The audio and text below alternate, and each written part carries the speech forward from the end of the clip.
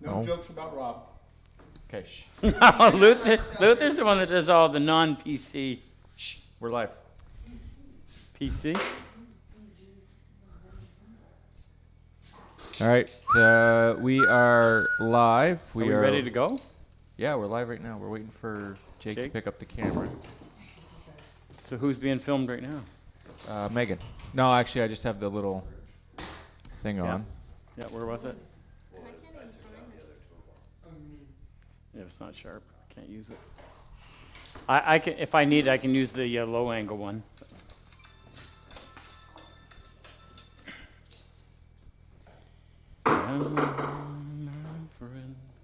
Are we actually waiting just on Jake? Yeah, we're Jake, live. you gotta pick up the camera. They can hear us. No, but I mean it's 9 o'clock.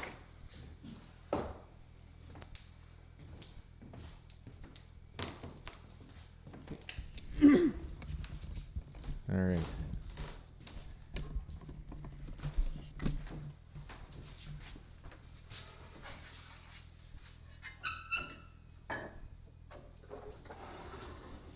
Clamps. We see clamps. All right, I think we're live. If anybody in the chat sees us, Good to go. say hello. Hi, folks. Welcome. Do we know what number we are? This is live episode 12. Live episode number 12. We're a little past due, but Frick was holding us up. He couldn't get his act together. Scan around the room. We'll introduce all our distinguished guests tonight. We have from New York City. Get a rope. Yeah. Super Dave Benson, combat wounded vet, 17 years between Navy and Army. Medically retired in 2017. Yes. I think you should have an intro song. Thunderstruck. Dave has been working as part of our gang of 4, 5, 6, however many we got. Okay, move on. Well, I got to finish the introduction.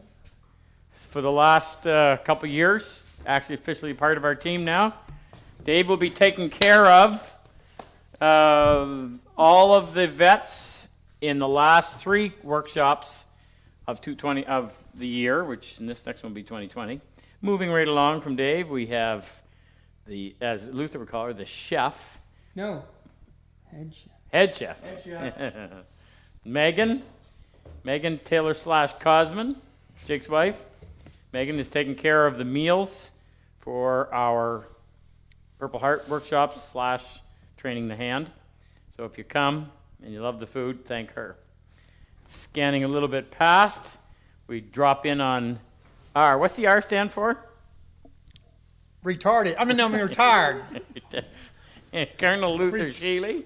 Show us your Howdy, chin. y'all. Show us your chin. 30 years? 30 years, 40 years? 30 years. 30 years, 30 years. U.S. Army Artillery. That's it. Retired Sir. about 4 years ago. Yep. Wife, also a colonel, retired at the beginning of this year. Retarded too. So now they are on a mission to search and destroy every cruise Known to man. known to man and woman.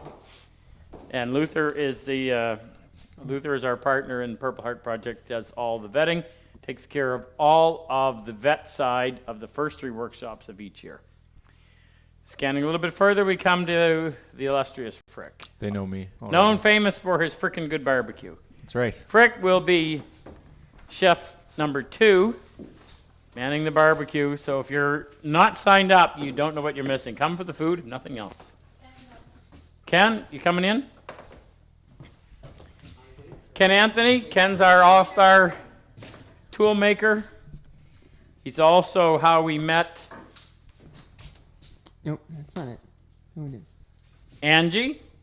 Angie does all of our t-shirts, packages them, and when you buy one, you will see a gold seal with an A on there. Stands for A number 1, Angie. She works hard.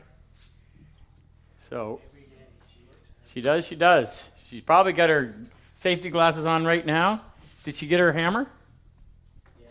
She did. She's ready. Angie. Thank you. We got new t-shirts coming, so be ready. And you'll never guess, they're going to be teal. What else do we need to? Oh, Jake's behind the camera, and yours truly's here as well. So let's pick this up from where we left off. Luth, do we have any thing that we need to announce? Not that I can think of right now. Nothing coming right up. We actually our first vet will be arriving tomorrow night. PJ's coming in with Paul. Paul's Lieutenant Commander, Canadian Navy. He's volunteered to come back once again. Spend a week with us. All of our vets show up on Sunday at Bangor Airport. We'll have them here. What are we having Sunday night for food? We are having Big Smokies, my signature burger. Oh, Big Smokies. Big Smokies. You're in for a treat. If any vets are listening, don't forget to text me when you leave your airport and when you land and any delays. Any combat wounded vets that have been in our part of our workshops for the last 11,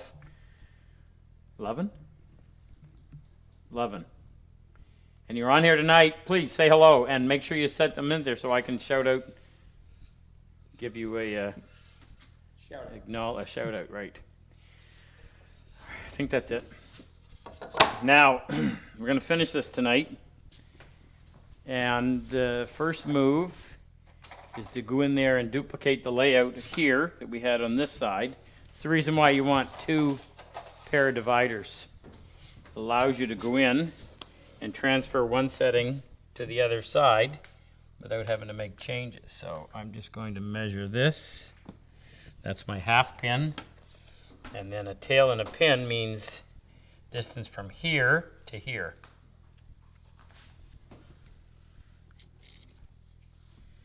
And I'm using PEC dividers. And if you didn't get our newsletter, if you didn't open it, shame on you. This past newsletter was all on marking tools, and it featured PEC, which we think is probably one of the best kept secrets. In fact, I can't believe how many people have told us they think this stuff's great, but it's so hard to get. Well, we stock a pretty good supply. Not everything, just the stuff that we use. Now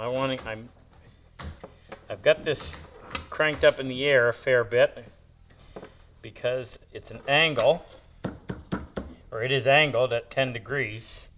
So I've got to be able to make my cut and come all the way down to this line without breaching that line and not bump into my bench. So first thing we'll do is lay out our 2 half pins, and then we'll step these off. I hear somebody. Let me go back the other way. Now, using my, I'm not going to bother to lay these ones out. Shoot, Jake, I can't see. Actually, I need some light. Thank you. You dealing with the riff-raff, Dave? It's just your wife. We told her to leave.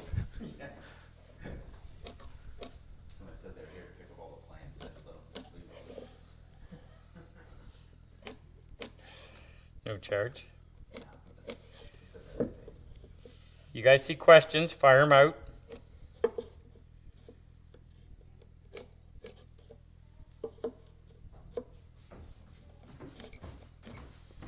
Okay, since these are almost the same size, I'm going to take a second to, well, not take a second, do it anyway. Make sure we mark the waist. So the parts with the X are the parts that are going to be removed. Now, I said I wasn't going to do this, but I think I will, just because the last time I didn't. I'll go in and I will add the slope.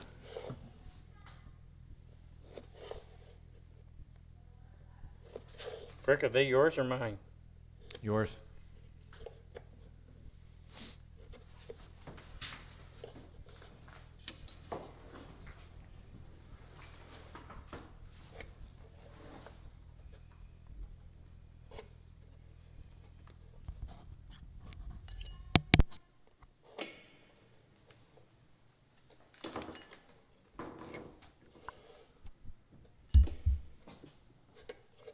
So maybe we'll do this one a little more proper.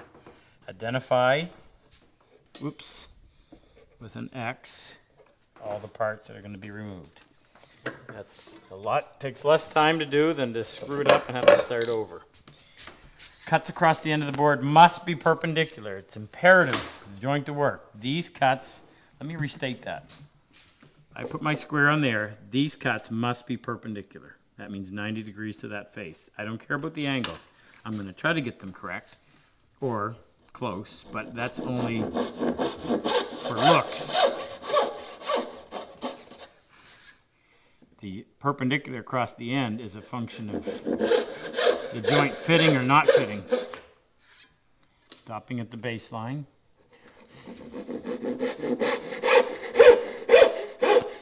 Now, I was actually teaching this just last weekend up in Woodstock, Ontario.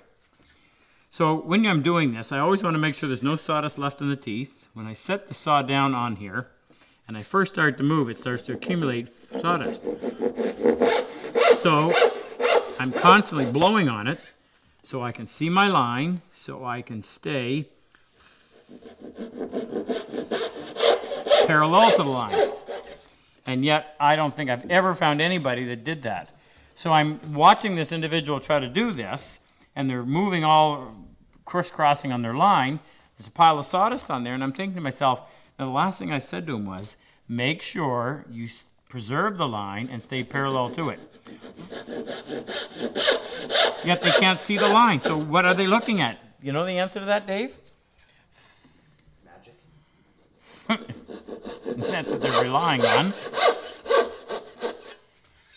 I just don't get it.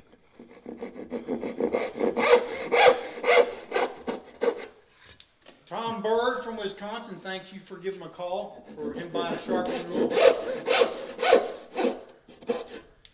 Give Tom a shout out. Tom did? Yeah, he didn't. He got a message. He didn't get you. He says thanks for giving a call for buying a sharpening rule. You're welcome, Tom. There's a lot more where that came from. We didn't, what did we do last time? Do you remember? Did we clamp a piece on the back in lieu of cutting a rabbit? I think that's what we did. Okay, obviously, now maybe you're tuned in for the first time, I don't know. If anybody has yet to ever see this, let me know. Other words, I'll skip what I would think is obvious stuff. Now, that's the way we're going to go. So this is the piece. This is going to be the outside face. I'm going to put that in the vise, but we have to have something. We've got to prop it up like this.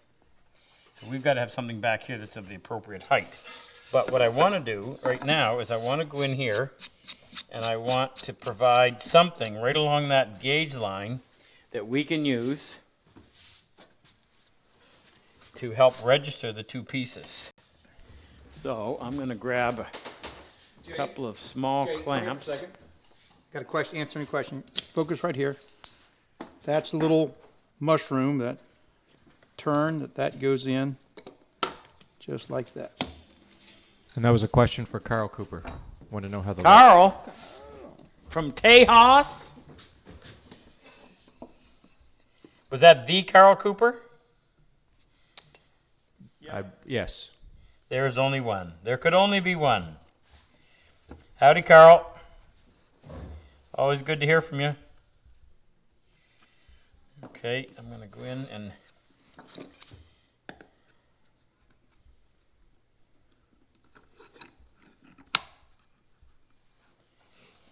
go the other side. Now what I'm doing, I'm using my marking gauge as a means of making sure that that's in the right spot.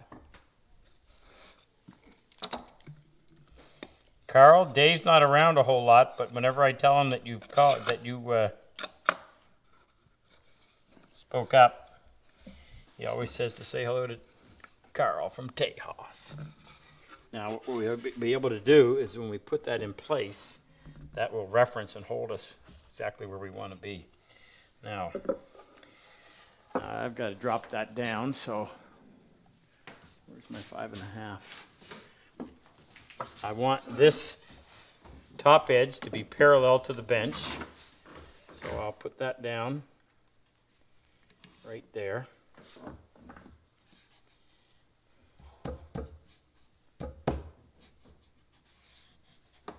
Lock that.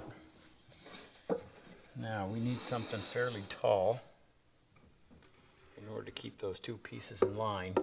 What have we got, Dave? That's probably, actually, you know what? a saw box might work.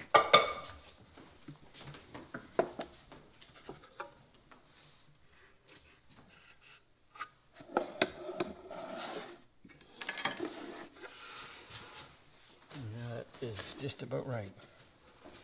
Okay, take my marking gauge. Now, I think last time we decided, did we use the 1 inch or the 1/1000 shim last time? I think we did. Remember, we wanted to tighten them up just a little bit. So what I'm going to do, I'm going to put this shim, 1/1000 shim down on the saw, or on the plane. I'm going to put the saw on top of the shim. Then I'm going to set my gauge on here,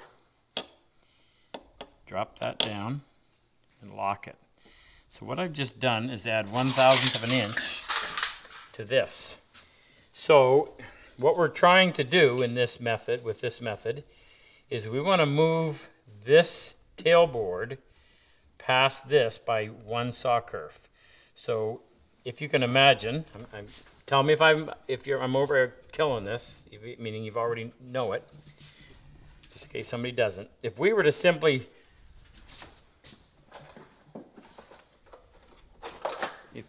simply mark down through that saw kerf onto the second piece and then saw on that same kerf, when we go to put this together, instead of this half pin down here taking up all this space, it would take up this space less the saw kerf that we made right here.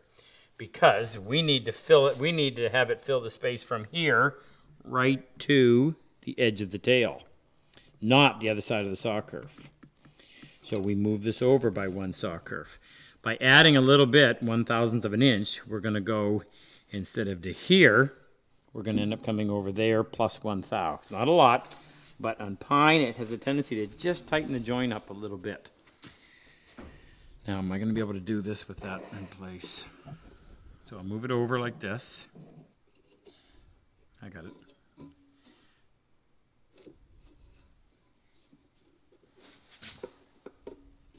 Okay, I'm resting. Okay, so we've moved that over, pull that in tight, hold that firm. We moved this tailboard to my left, so we're going to go to the right side of each tail. I'm going to go ahead, I'm going to put a T with a circle around it, just so that you know, these are the pieces we're talking about. These are the tails. Really hard to tell when the pins and tails are the same. I don't normally do that, but in this case I am. I'm going to reach down there, and I'm going to drag that knife. Now, we sell a boatload of these. This is my dovetail marking knife that we developed. Actually, we just copied an old Stanley knife that I'd had way back in 1987. It had a blade in it. And I went through and I reshaped the blade to better suit marking of dovetails. And it became my dovetail marking knife that I used for years. It was in several videos, early videos.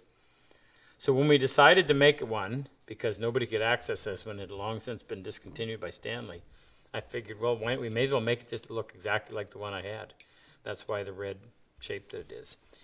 Yeah, about 5 years ago when we switched over to this style, we had to have a new blade. So that section of blade is the exact same as the blade in my dovetail saw. Same set, same thickness of saw plate. So when we drop it down in here, it's the same as if we were doing it with the saw itself. Now I'm choking up so that I can control that when it comes out. And the more times I drag that through, the deeper the saw kerf that we have starting in the pin board that makes sawing those pins even easier. The only thing I don't like about this is sometimes I end up pulling through and hitting my bench like I just did. So I'm going to prevent that right now.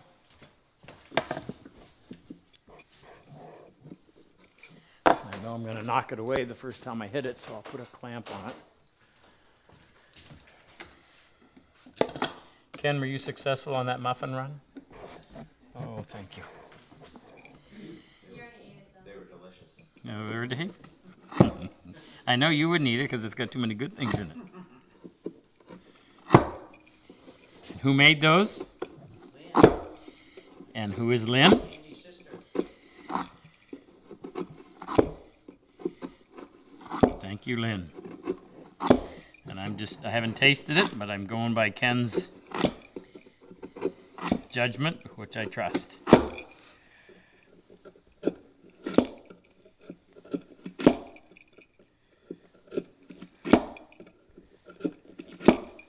Okay, we got them all.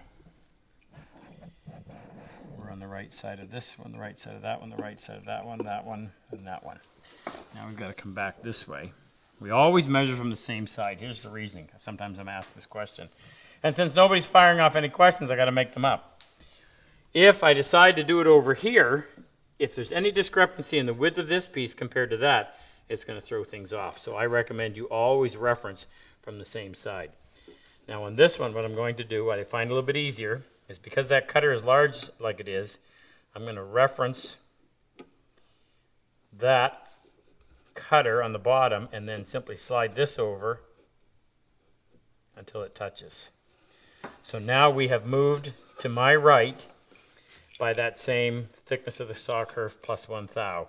And because we moved to the right, I'm going to go to the left side of each tail. And we'll reach down. Do we have anybody watching, or am I just here by myself? Lots of people watching, lots of questions coming up, and I'm. Well, how come you're not shooting them out? Luther's because taking they're care of not it. worthy of asking you yet. Somebody ask a worthy question so I won't feel alone. Dave Curley wants you to give him a shout out. Pinky. He'd love you to tell that story.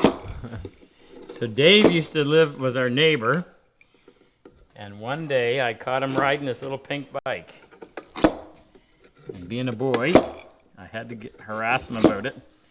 So 40 years later, he still has the moniker Pinky. Only now we usually call him Pinkster.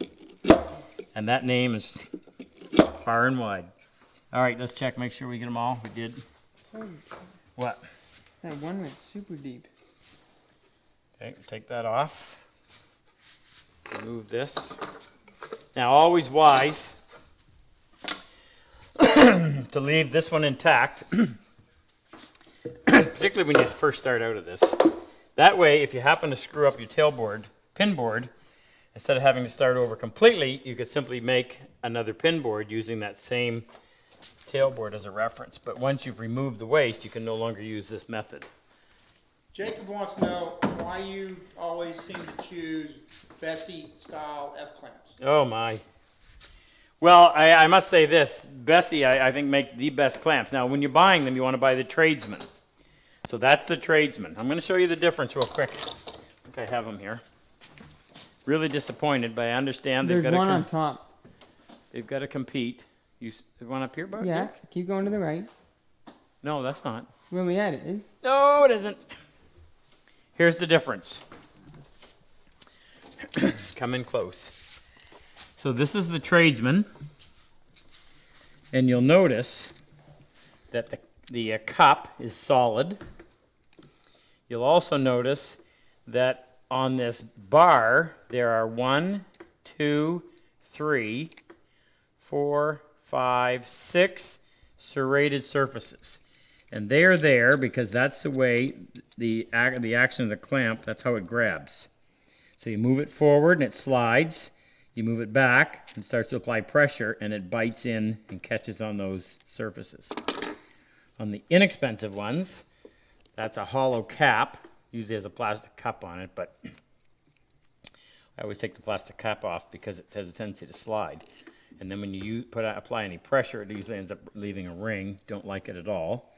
And you'll also notice that on this, there's only 1, 2 knurled surfaces or serrated surfaces, and they don't grab nearly as well. They frequently slip when you're trying to do it. So you got to make sure when you're buying your Bessies. The tradesmen are made in Germany, and the other ones are made just exactly where you'd expect. Cody wants to know what is your favorite type of wood to dovetail, and also which one you hate dovetailing. Okay, I'm gonna ask you again. I want to just finish this. Okay.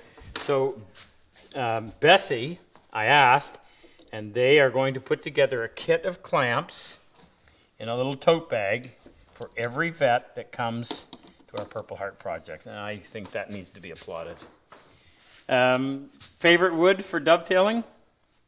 Just let me, before I answer that, I forgot to go in here. I forgot to go in here and put my gauge line on, so I'm going to come in, reference off of that. There. Favorite wood for dovetailing? It's pretty hard. I got to take this out after doing all that. It's pretty hard to beat Honduran mahogany in terms of how nicely it saws, how nicely it planes, chisels. It's fantastic wood. So I would have to say that would be probably one of my favorites. But if you look at the project that we're working on, we've shown that before. I want to show you this because this could be considered a new favorite. This wood. Who gave us the idea of cutting the ramp on that? Oh, was it? It was Ross. Ross Reinhardt. Ross, really good idea. We've got a special stop in there, and he gave us a good idea of beveling the front edge, so when we put it in, you don't have to go in there and hold it. It'll automatically slip up out of the way, and as soon as it gets by this, it drops back in place so you can't pull it out. So this is holly. Holly gets harvested in Maryland in the U.S. Beautiful, nice white wood. Planes up lovely. It's hard and just contrasts just about any pin. So I really, really like that. Probably the first time I've worked with holly. I can't recall using it in the past. What was the other question? Which one do you hate? Which wood do you hate the dovetailing? How can you hate wood? Wood is good. I just said that softwood tends to be a little bit difficult because of the chiseling and the fibers crushing unless you have like a 17-degree chisel. Yeah, it's a challenge. But I mean, I love pine. Pine is probably the nicest wood there is in terms of how it's going to look 10 years from now, 20 years from now, 50 years from now. Everything else dulls or darkens to be where you can no longer see any grain, and pine just keeps getting warmer and warmer. So, don't really have one You gotta grab the pen with each other. Yeah, but actually what I'm going to do is I'm going to put a little mark right there.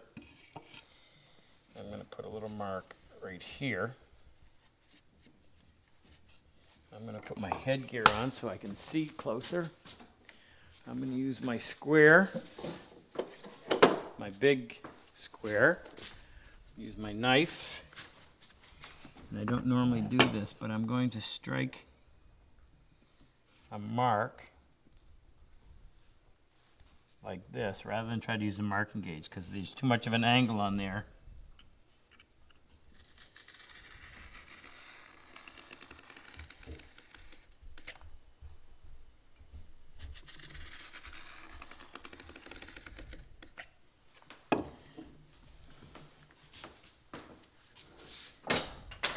You'll notice how nice and clean. Can we give a quick pan on this? So, Luther, let's give him a shout out to, what's the name of the knife company? Case Knives. Tell that story, would you please? Oh, well, we were contacted by Case Knives. Someone in the upper echelon of Case Knives found us on the website, and one of Case Knives' emphasis is doing things with your hand, working with tradesmen in their hands. And so that's what traditional hand tool woodworking is all about. So they contacted us, and we're actually we did it tonight. We made a video of the Purple Heart project, and so Case Knives is going to put it up on their social media probably in about the next month and help us get the word out about the Purple Heart project. So kind of a shout out to Case Knives.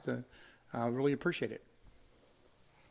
So, in getting ready for that video, I said to Dave, Dave, do something with this. Make this look wonderful. Hey, Jake, pay attention. We're over here. So here's our backdrop that he cleaned up. We had to have Angie front and center. Behind Angie is a weapon. This is a Paddle. this is the new canoe paddle. quarter inch low angle chisel. I thought it was a canoe paddle. Canoe. This is called a Slick. Slick. So timber framing. It's a monster. But I thought it was actually I was at a wood show, and the old guy that I shouldn't say old guy, the nice old guy, who always has a booth selling antique tools. I bought a lot of stuff from him. He came up to me and he said, Rob, would you sharpen this for me? And I looked at it and it was a mess. And I said, why don't I just buy it instead? So instead of having to sharpen it, I've just bought it and brought it home. Do you take that out with you on your motorboat when you take your motorboat on the river? I do, in case I need a tiller. Just show you real quick what else I bought. A couple of really interesting things. I thought this little anvil was just beyond cute, so I had to get that. This, if you were building a chair and you have chair rungs, they would be turned, and you've got to fit them into a hole that you bored. Let's say it's 1/2 inch. So what you would do is you would turn this to whatever diameter you want. This would fit in your brace, and there's a cutter on there, and you would simply turn that to cut a perfectly sized stub dowel at the end of each one of these braces, so when it fits in there perfectly, instead of going to the lathe and trying to turn it down exactly. It's rather antique and rare. What else did we buy, Jake? That wood box down there on the very bottom, to your right. Straight, no, dead center. Down here. Oh, I bought a machinist level, which is extremely accurate. They used to use that for setting up machines.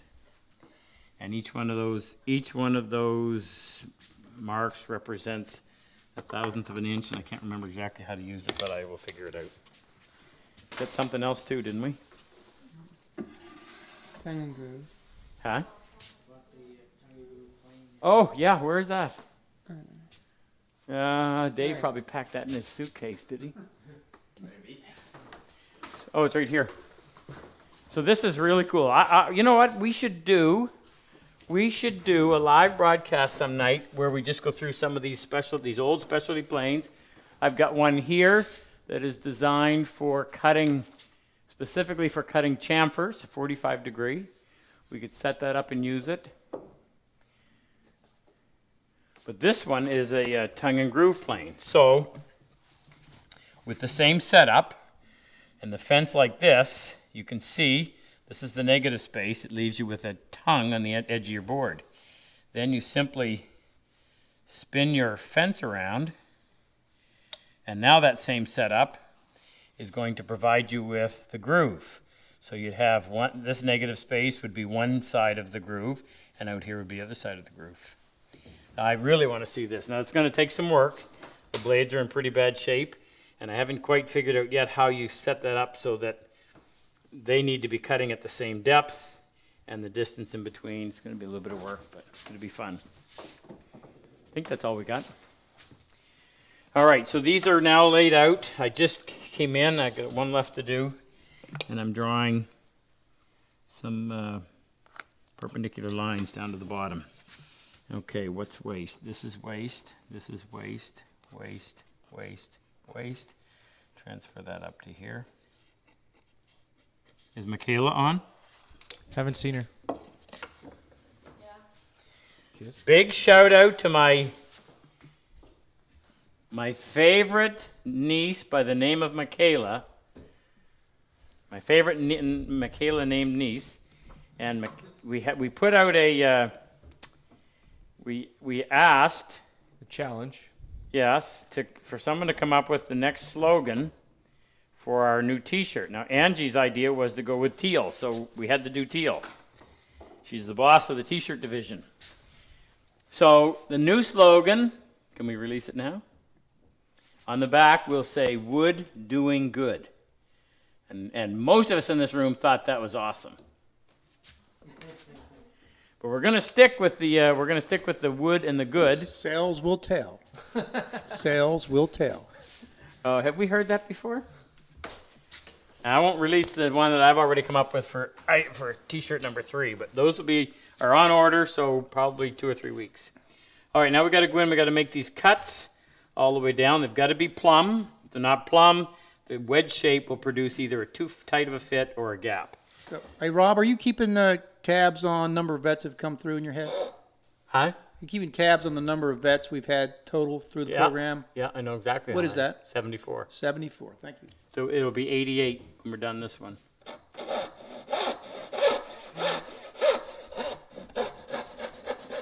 Jake, you just kind of give me a shout on the back. Am I low enough? No. Good. I need to get a feel for where I am. Keep going. Good.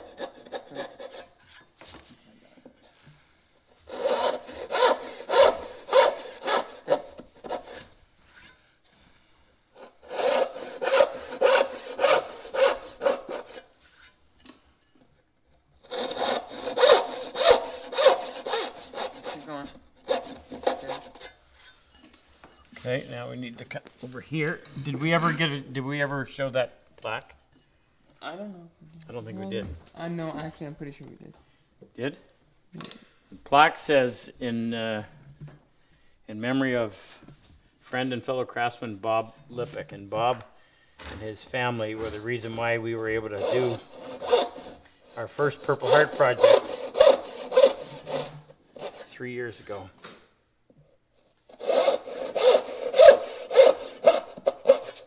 No, that one's gonna go more. That one's also extreme. Okay, let's come over here and show this correction. See what just happened?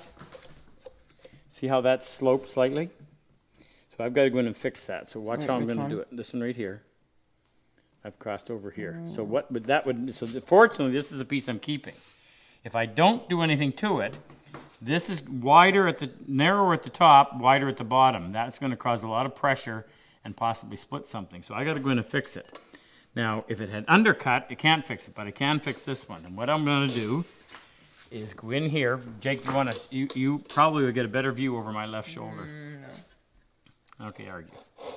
So I'm going to twist the saw like this, so that while I'm cutting, I'm going to pair with the teeth. So what I'm doing right now is I'm leaning hard, I'm pushing with my thumb, so that that saw fixes the problem.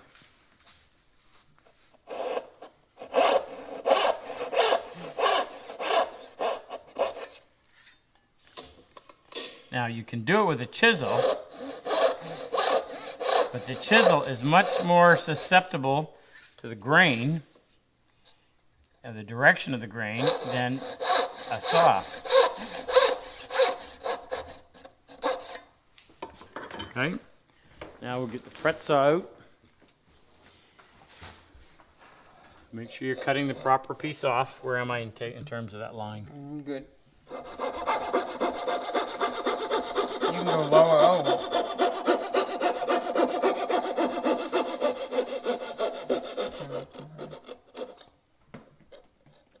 So Michaela just said that you gobstopped her with that comment. She wasn't expecting it. She's speechless. Did I leave her in tears? Probably.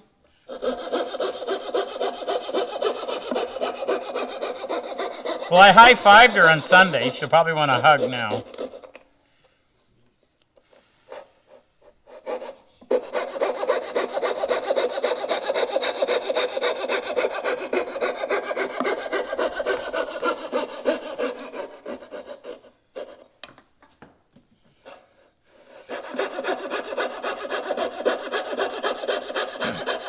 Now I got to give another shout out. So Michaela's brother, younger brother's name is Jared.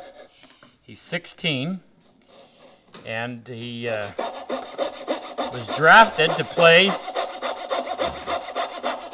in Junior A hockey in Fredericton, New Brunswick, which is typically 18, 19, and 20-year-olds.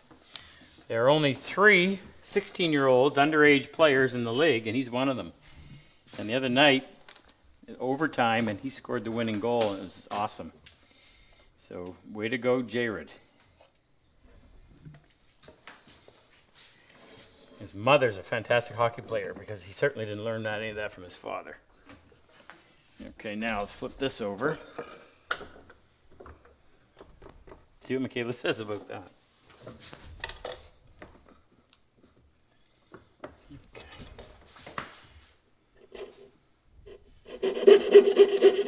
Oh, I gotta speed this up. You're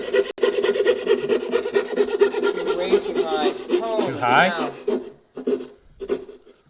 Your left half Well, of I the gotta tail. get my bearings here. Down more.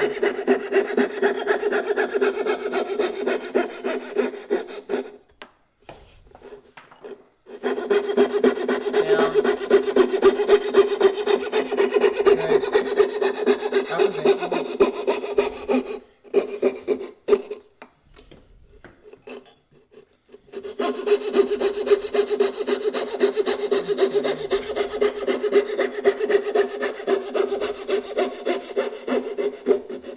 Soup, is Michelle watching? No, she's at I was got cheerleading tonight. She could have been cheerleading here. Yeah. But she's not. I'm missing it. Yeah. And they're losing. Now we'll come in here and just take a little bit out against that gauge line, which provides us with a reference. Now, I'm actually going to go in there and correct that. I shouldn't say correct it. I'm going to go in and make a deeper cut. Bless you. No bless yous for Jake.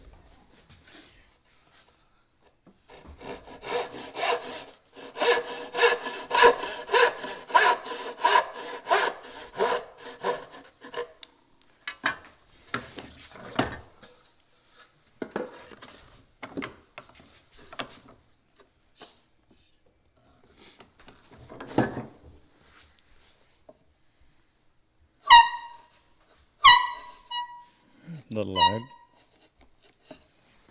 No more questions? Which PHP Phil- class? had Philip the- was silly enough to ask which PHP class had the best dovetails, and that was mine, of course. Which Philip? Gustafsson. Oh, well, of course, we have to show. No, So, I got to tell you the story. I've told it before, I'm going to tell it again. Philip, brother. So, the very first class we taught, which was November of 2016, not having any experience really with combat wounded vets. And normally when I teach a dovetail class, the first thing they have to do is they have to make all 6 perpendicular cuts. And rarely does it happen on what? The first 5 to 10 tries. So they're a while. So I get them working, and the next thing you know, this guy, 15 minutes into this guy says, okay, I'm ready. And I'm thinking to myself, oh yeah, right. So I walk down, I look, and I say, oh my goodness, he actually had it right. I think, oh, what am I going to do with this guy? So he went to work, and fortunately he screwed up. He ended up cutting his tails off. They were perfect cuts, but he cut the wrong piece off. When he finally did it, which was only 15 minutes later, and he finished this one, if you examine that, it's one of the best first-time dovetails I've ever seen of anybody I've ever taught. 10 November 2016. Philip from New York, Army. And Hey, don't forget the saying. that would be the hat. Don't forget the rule. Never pet a hound dog. Never bet a hound dog, right? Never pet a hound dog. That's Luther's rule. Glad you're on, Philip. I've been meaning to give you a call. I'll try to get that done. It may be a little while based on how busy we're going to be in the next, how long? 2 weeks? All right, I'm going to use my 17-degree half-inch chisel. I'm actually going to start on the inside. Now, this is all fresh in my mind because we were teaching at the Woodstock Wood Show. You've got a good marking gauge. When you drag that chisel over, it will fall into that line, and it does not leave you guessing as to whether or not you're in the right place or correct place. You can hear that little tick when it falls in. Whoops. I dare say I've got a little too much slope on there. I should come back and, oh my, way too much. So if you didn't see what I just did, I came out here. I can't see. I came out here to the end to kind of reference my 10 degrees and then carry it back here. I was way too angled back there, although it's not going to matter.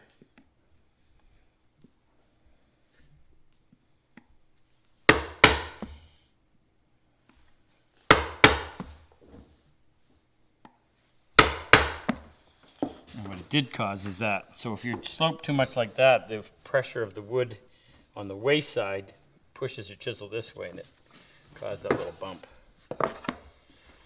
Okay, same thing. Get my reference right here.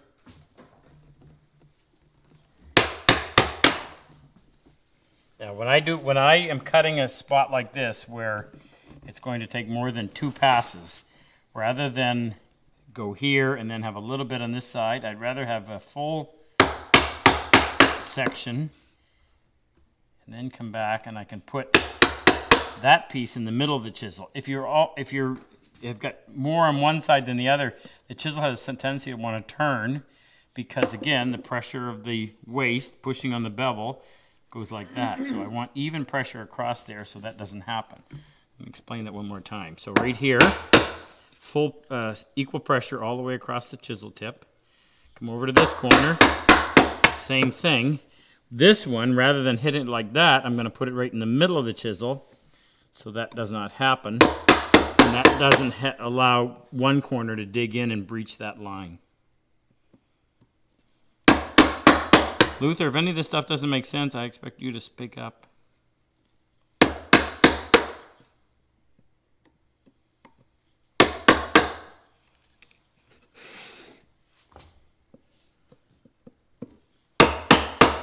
I'm asking for questions again.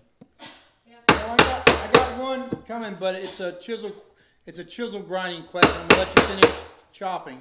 You know what we forgot? T-shirts. Help spread the word on our Purple Heart T-shirts. These right now we have the wood is good. Anybody that buys one, we'll give you a shout out. There's the back side. Oh, and donations. We like donations. We just spent a boatload of money on plane tickets and food. Haven't had to pay for the hotel yet, and tools. Megan's going to read some donations. So if you'd like to be part of it. Okay, so we have David Ducharme and David, let me for a second. Okay. Thank you, David. David took our class. Get our date. When was David in the class? Up in It was 2 years ago? no. I think it was the last. So would it be a year ago, November of 2018? And I think David has contributed and donated every time we've run this. David's a vet himself. Thank you, David. Appreciate it. Okay. Bob Cunningham. Bob, thank you. Where's Bob from? Shout out to Bob Cunningham. Hi, Bob. Do you know Bob? He's from Connecticut. What's that? From Connecticut. Oh, from Connecticut. Thank you, Bob. No. Oh, He's from Virginia. Sorry. Virginia. I read the wrong Who's in? Bob's in Virginia. Yes. Thank you, Bob, in Virginia. Sorry, Bob. And Kenton O'Donnell. Kenton, He's Kenton. from California. Thank you, Kenton. Where in California? Riverside. That's down near. Is that near L.A., Luther? Yes, it is. So Southern LA. we may be at the Woodcraft store in Ventura early in 2020, teaching classes. Stay tuned. And Florida, hopefully.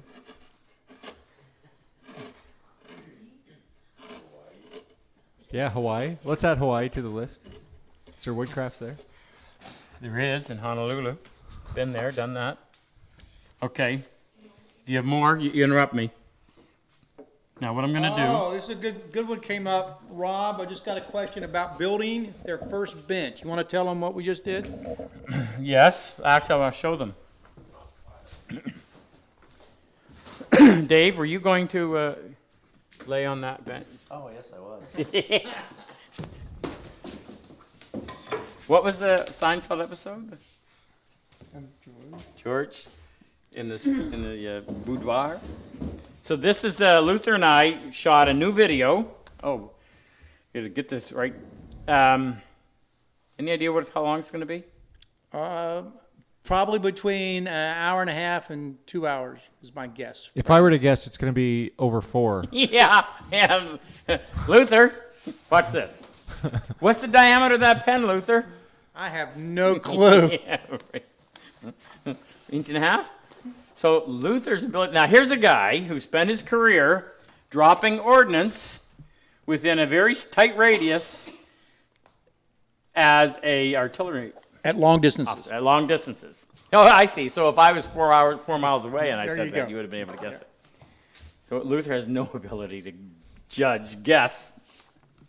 So in other words, that video, when we very first made this bench, and we filmed the whole thing, it was how many hours, Frick?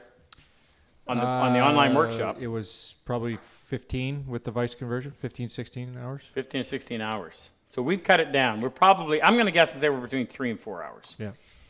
But here's the best thing.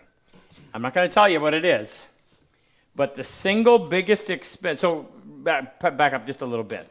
This bench is essentially, we call it the $100 bench because it takes one sheet of 5/8 Baltic birch plywood and one sheet of 1-inch MDF.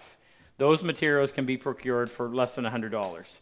There's a few bolts, and that's about it as far as outside hardware goes. Now, the vise is the most expensive part. We carry that Schoberg vise, but the vise makes the bench. It is by far the best commercially available vise of this style that you will find anywhere. The bench dogs are aluminum. They're expensive. They're $25 a piece. We carry those as well. But you know what? Sooner or later you're going to bump into bench dog with your plane. I'd rather be hitting something aluminum than the steel ones that they make. Anyway, so this this whole bench represents a 2 to 3 weekend project. 2 to 3 weekend project. That's right, time-wise. Very little money. You have a big, solid top, 3 inches thick.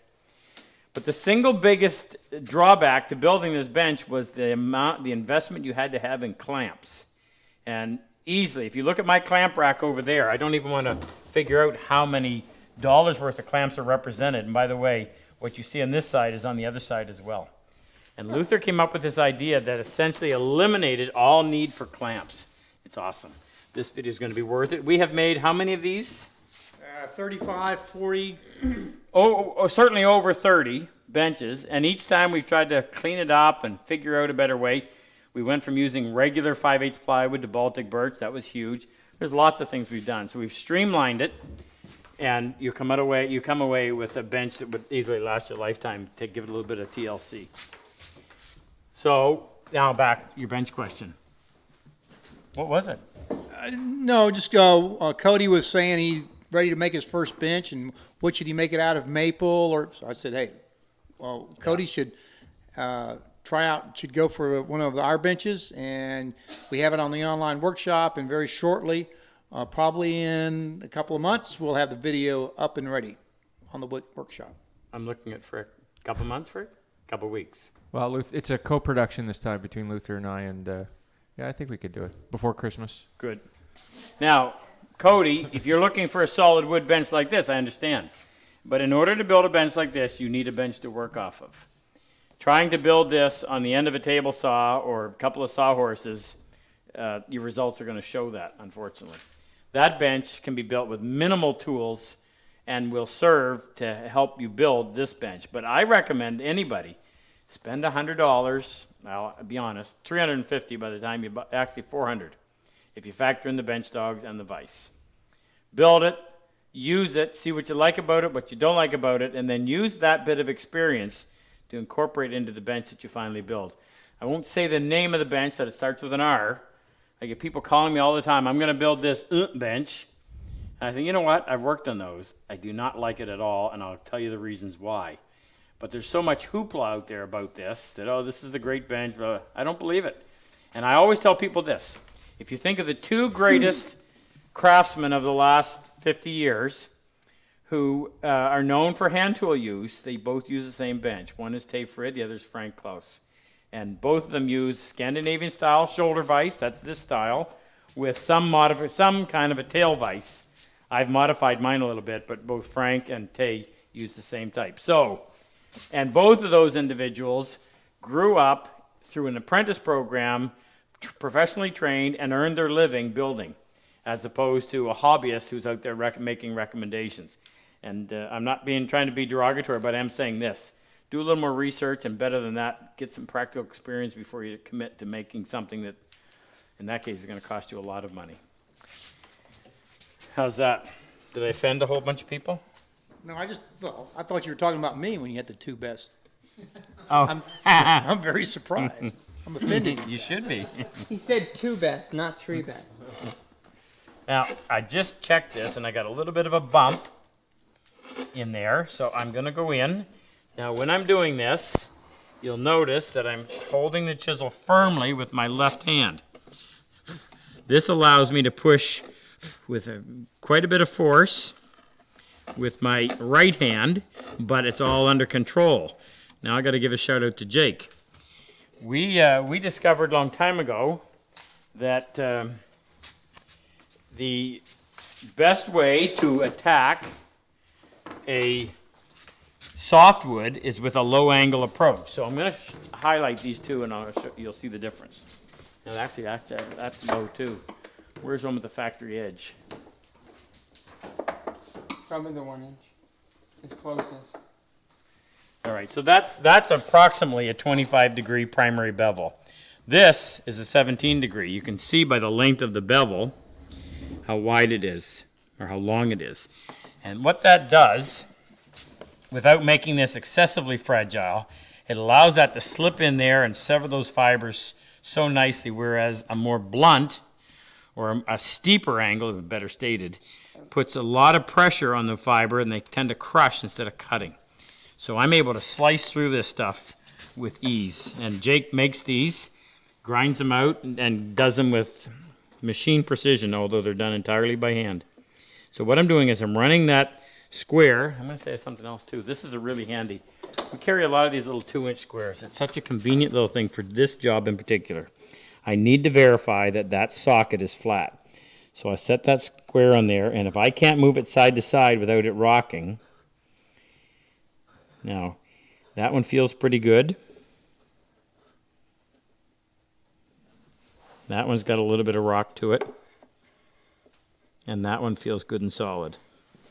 So I'm going to come in here. So what I'm going to do, I don't want to come out here to the edge. I'm going to come in just a little bit. And I'll just pare away.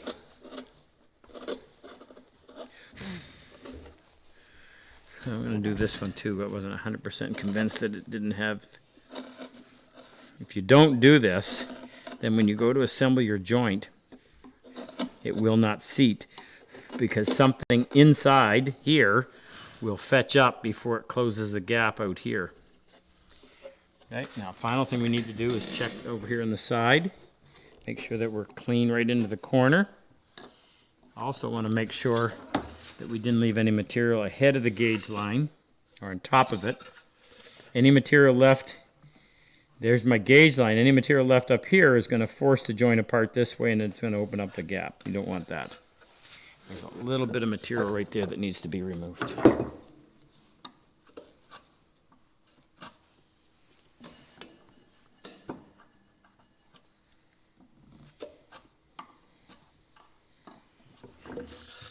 Angie, did you get that?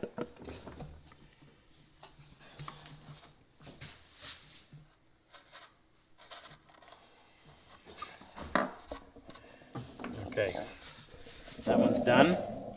Shoot, I still have one more to do. I thought it was finished. Did I not already chop this? Obviously not. You cut this with the fret saw first. and then did the other one. All right, I gotta speed up. How are we for time? We're at 1 hour exactly right now. Okay, I'll hurry.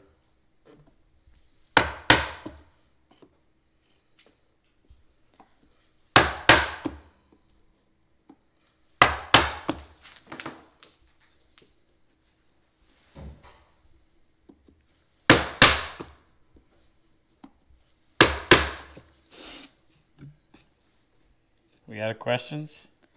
We have some T-shirts that Yeah. people bought. Who? Charlie Robinson, Thanks, Charlie. Philip. Gustafson. Yeah, I was like, I'm gonna butcher this last name. Best dressed man in New York. Dale Scott. Thank you, and Dale. Ryan Mraz. All bought T-shirts. Thank you, Ryan.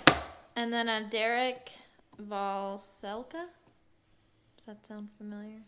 I could have messed up his last name. Thank you, Just Derek. Donated $500. Wow. Who did that? Derek? Where's he from?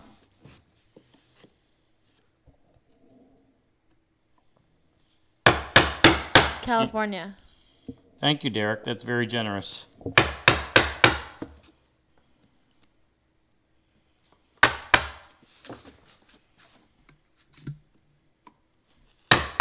Did we tell them to make sure that we don't use donate on through YouTube? We didn't. We didn't, but no one has donated through YouTube Okay. tonight, so YouTube takes 33% of the contribution, so don't do that. Go to our site directly. Lucy, you want to guide them? I'll post a link right now. Hey, you're sitting up on something. Yeah, I felt that. And one more. Harry Borden bought a T-shirt. Thank you, Harry.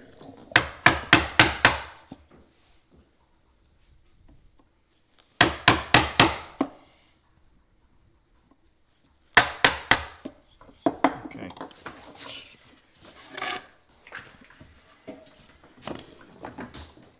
Same thing here. Using the low angle, 17 degree. Always working front to back. This is the front of the show side.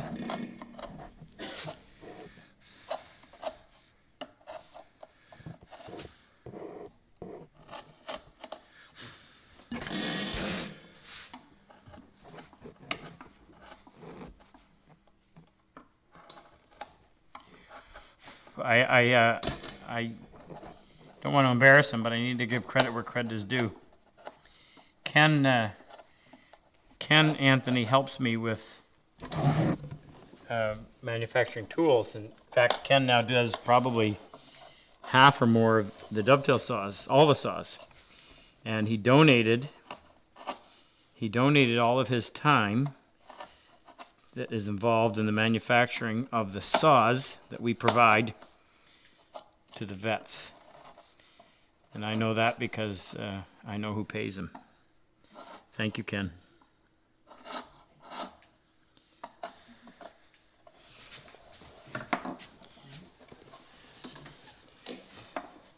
Okay, check that. What's that, Dave? You don't think I hear that? Did he fill out his time card wrong? Yeah. That would be a typical New York pessimist. Huh? I've heard Megan has donated all of her time since she started working. Yes, actually, we do need that shouted out. So is my wife, now that you mention it. Females don't get paid or something. No, we paid for it. And Frick is going to donate all of his time. Not all of it. Just cooking time. Okay, I need my coping saw, Dave. Would you grab that, please? It's on the. No, have we got one here? No, never mind, Dave. Sorry. On the bottom. I'm looking. Very bottom. Floor. I'm looking. Oh. Mead just popped in. Who? Ahmed? Ahmed. Ahmed. Not in South Carolina. That's not how they That's how we pronounce say it. it in South Carolina. What's that city just outside of Toronto where the airport is? Banger? Oh, Toronto City Airport. Toronto Airport is located where? Mississauga? Mississauga. What's the matter with Mississauga? It's Mississauga. All right, so I'm using my coping saw, which is my least favorite tool.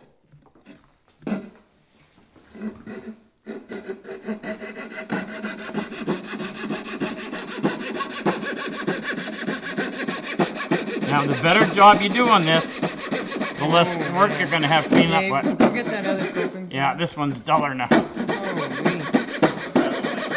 Actually, it's not dull, it's just a really fine cut.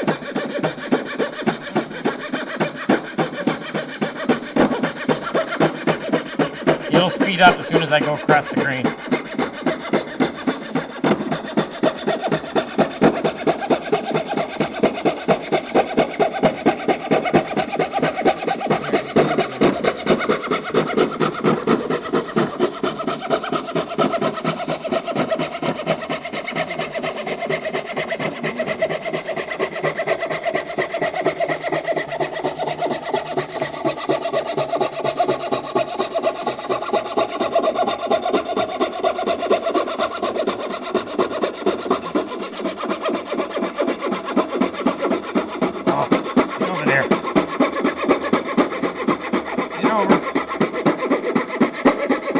Over.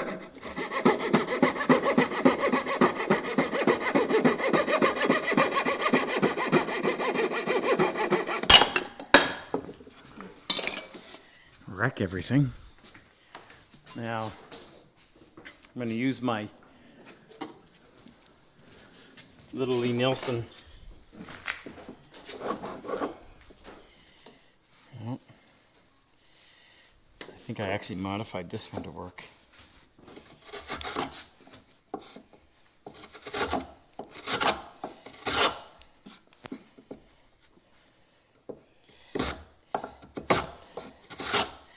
Gave somebody some advice the other day on the spoke shave. I said, round bottom spoke shaves are not the easiest thing in the world to conquer.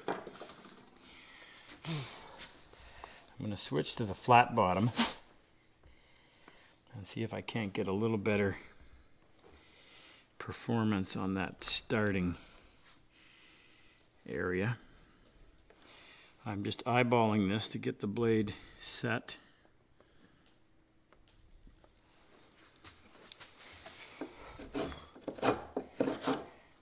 No, that's not going to work. Shoot.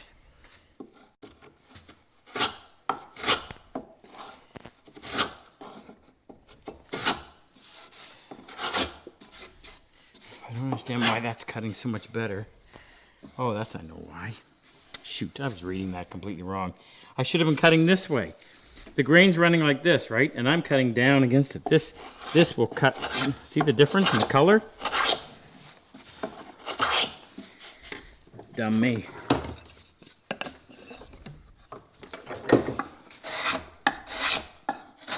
So much better. You mean it was tearing? Well, yeah, I was cutting against the grain. That looks pretty good. Spoke shave. Spoke shave. So it's a round bottom spoke shave. This is flat. Flat being across to here, across like that. This is round, so the radius is this way. And it's difficult because when you typically use this one, you at least have all of that registration of what we would call the sole. And a flat bottom is for an outside, right? Yeah, well, you can actually use a flat bottom on an inside curve too if it's not too tight. But definitely, its primary use would be straight, or you could use it on an outside curve. This one, however, you really don't have. I mean, the odds are you're rarely ever going to match that radius to the actual work that you're doing. So you kind of almost have to, well, it's tough. You got to practice with it. Okay, we're not going to clean this up. This is going to be a step stool, and we are ready to put this together.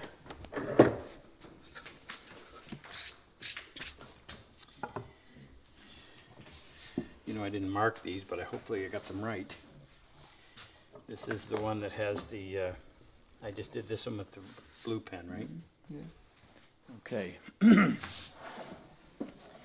get my spatula. Does it need a brace? Huh? No, because the whole idea was that the glue surface should be enough to make this thing work. Okay, well, let's clear some of this off. We need hammer. Actually, going to use a mallet.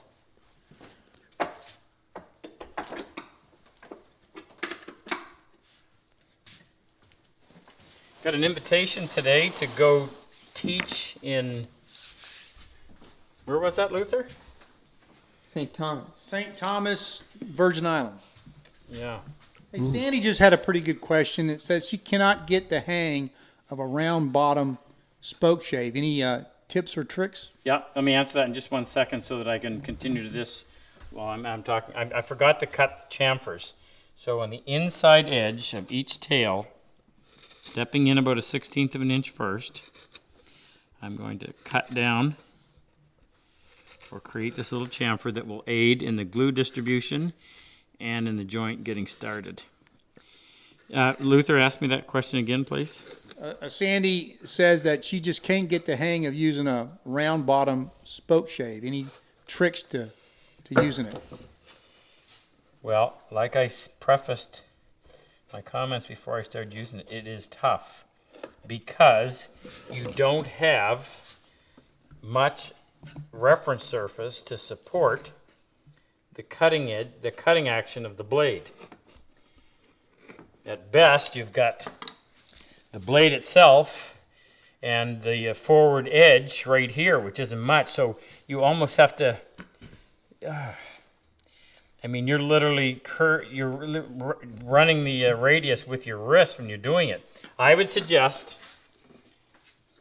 basswood or pine, and just practice away until it feels comfortable. Hardwood's only going to make it more difficult.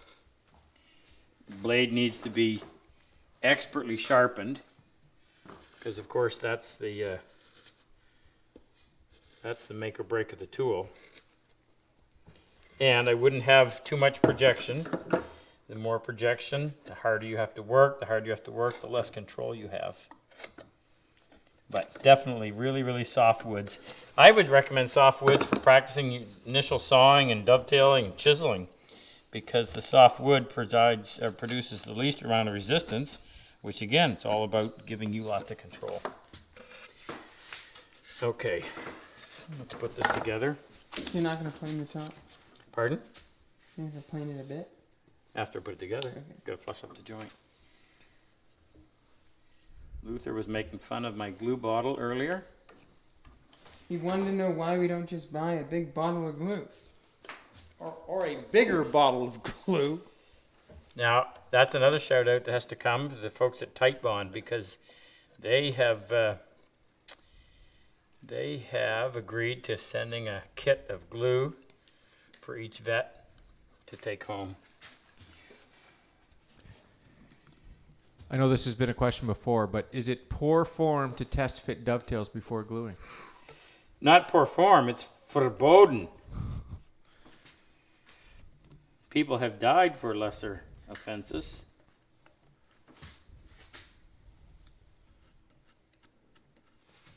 It's, I don't allow it in my class.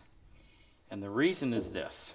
If you test fit, it robs you of your confidence. It also robs you of that subconscious desire to verify every procedure is being done properly before you leave it to go to the next procedure.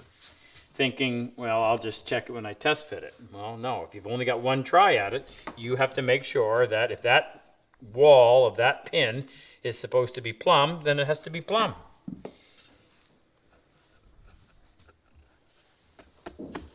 Jake, can you look over there and just give me a visual on where this needs to be? But on to Tom's question of test fitting, but we do have ways of Down. testing the Lucy, dovetails to make sure they're squared Excuse me away. just 1 second, just because we're right in the middle of glue. But bring that back up in a second. Up or down? Down a bit. Pinch right now.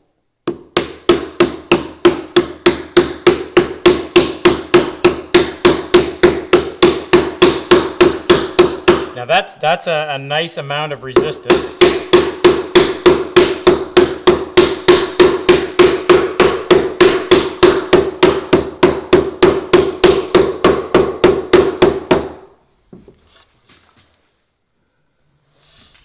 Okay, now. You want to check if you're square?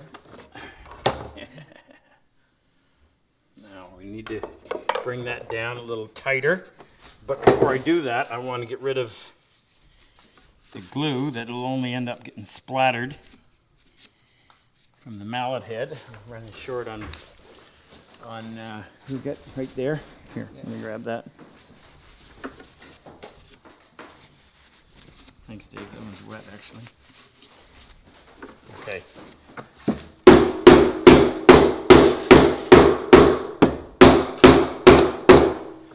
What are we doing? Where? How are we on the front? Have we closed the gaps? I need. Might be some gaps in the center.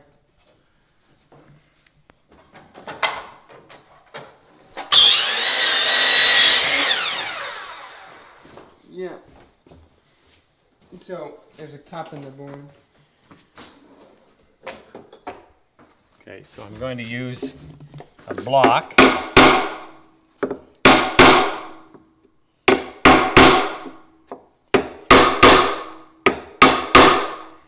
This allows for very direct pressure.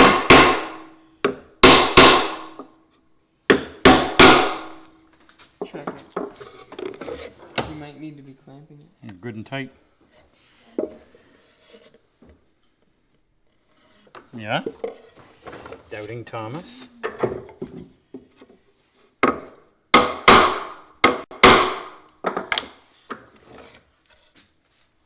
Now, you know what I don't understand is I don't recall having that marking gauge set. That's weird. Let's hope it's the same on the other side. Okay, should we clean that up now? But it seems like it'd be a lot easier to do that. Yeah. You gotta do both of them. Yeah, we'll do it all when it's done. Okay, now, how are we going to do this one? It's gotta go out that way. We do it here. Yeah, it'll clear. It's also, we can put it together like this. But I'm afraid this is being short. I don't want to risk splitting that, so I'm going to go ahead and put it in the vise and do it the same way we just did. Nice thing about that is severely cupped, but when we put the pressure on there, Hey, you can turn it around too. it pulls that out. You could have that pin board turned around. Yeah? Yeah. That would be more convenient. Are we going to auction this off? Did you see how cupped that is? I did, so I mentioned it.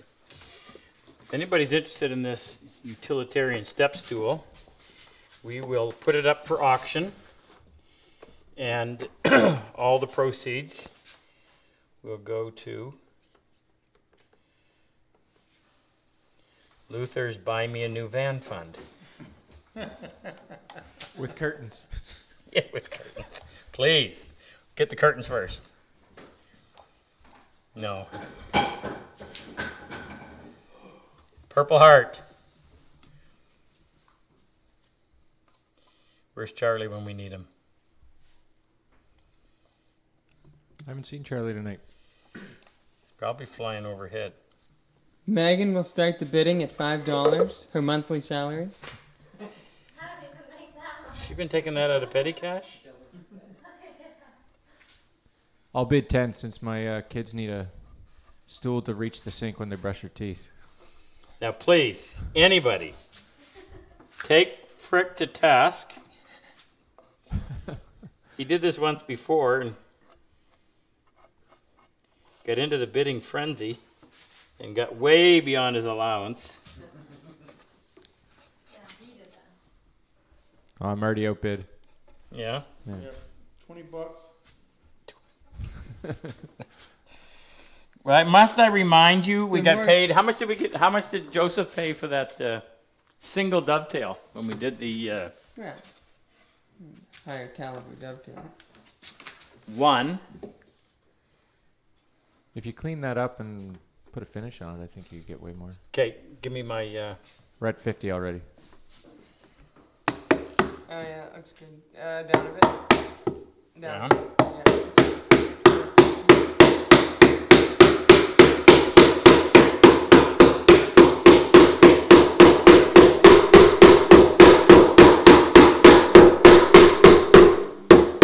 Welcome to my shop.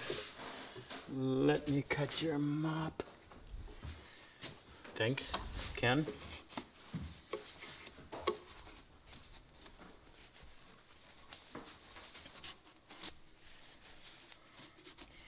We got to, Dave, Super Dave was with us this past weekend at the wood show in Woodstock. And Kevin, who has been selected as one of the vets coming to our workshop on the 14th, starting on the 14th, is a friend of Dave's. Luther, I'd like you to explain the gold chip, blue chip. But anyway, let me just say that shout out to Kevin. Great having him. Awesome that he was able to come up and spend the weekend with us. I wish sales had been a little bit better. In other words, the show was a little bit more prosperous, but we had a good time. What is the blue chip? So if a blue chip is when a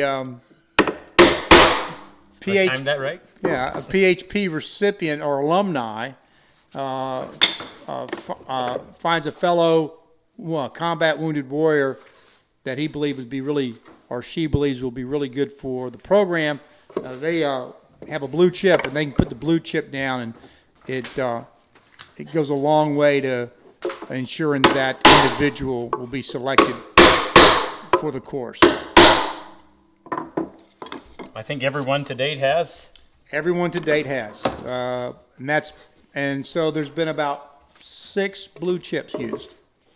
So that works off of the philosophy or understanding that who better to know the individual combat wounded vet that needs this than a combat wounded vet that needs this and has already had it. And I think we've already told you this, but what I'm really excited about is starting in 2020, actually starting next week, we are going to start bringing back one vet each week from previous classes to come back and teach with us, become our assistant. Since we're upping our the number of classes to 6, but it's also a great way for us to reconnect with the guys that we've had. I'm just buying a little bit of time to let that set up a little before I plane it. Also, banking on more bids. $70 is our highest 70. from Ken. At 70, we'll have to say shipping is extra. So you want to go back to, we hadn't answered Tom's question yet. Oh, yeah, sorry, go ahead. Which was, why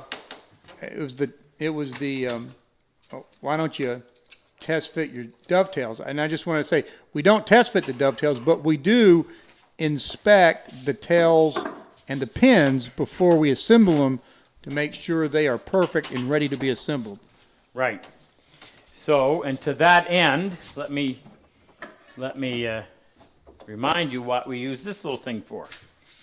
When you're doing your dovetail, or after you've already cut it, you can take that little 2-inch square, which just happens to be a nice size and easy to manage.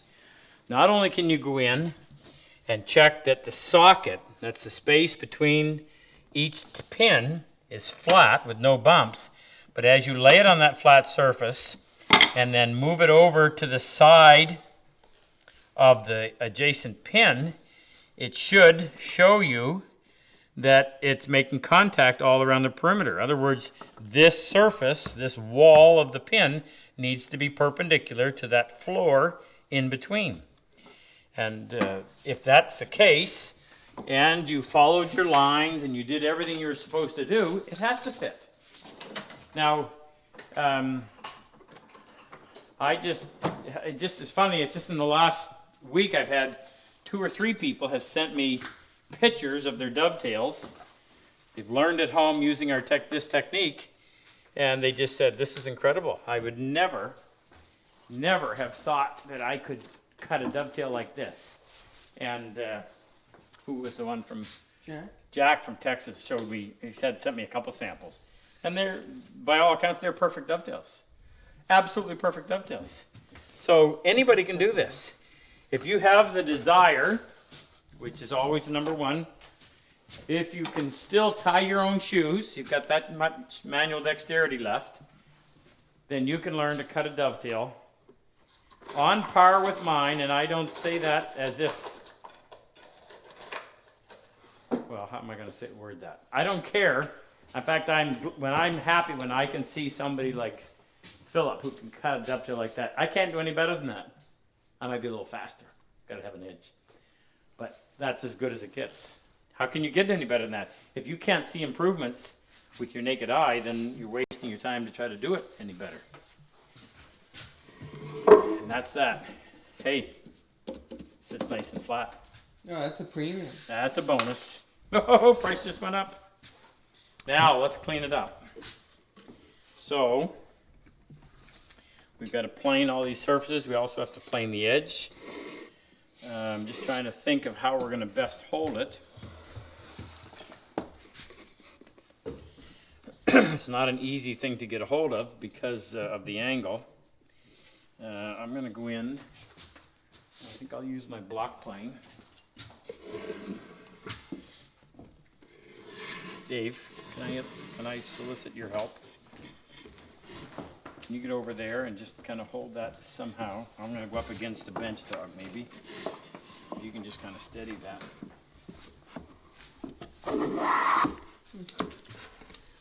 Piece of paper in here. What? Thick enough shaving.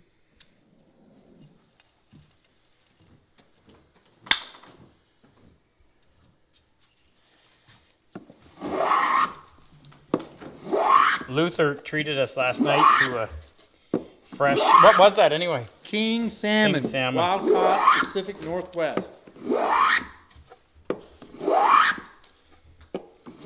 Caught it himself with his bare hands. Rainbow salmon, was that? No, king salmon. King salmon? Had kind of a fruity flavor.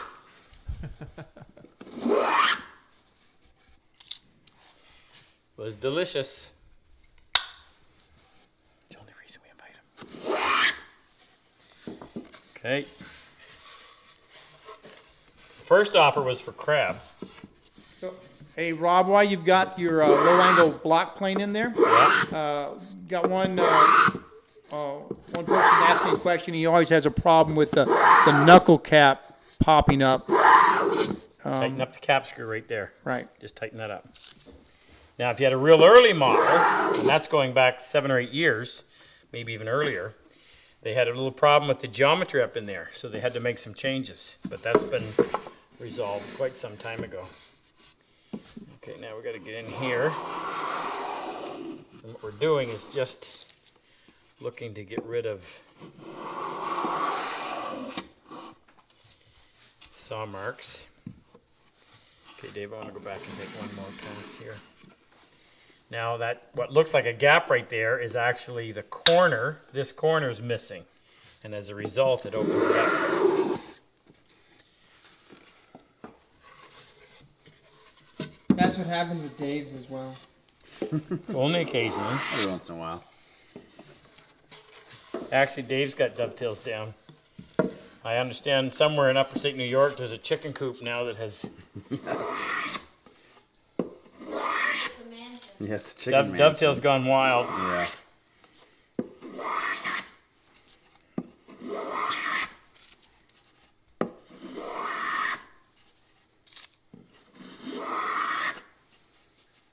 One more. Okay, this one. Actually, good. This is a long one we can get rid of.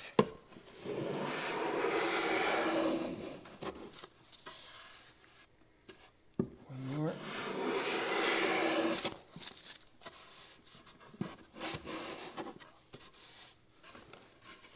This one is going to go this way.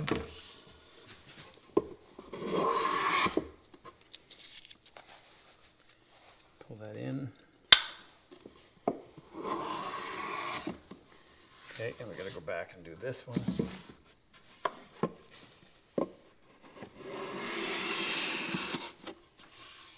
One more. And then the final one. Okay. Now let's get the top. Do the sides. Okay, Dave, if you can come over here, please. And just do your best to just hold it down there just to keep it from flopping around. It might be actually easier to... Get rid of the tails first. Yeah, I'm going to take this. They're quite proud. Not me, them. So I'm just going to knock those down.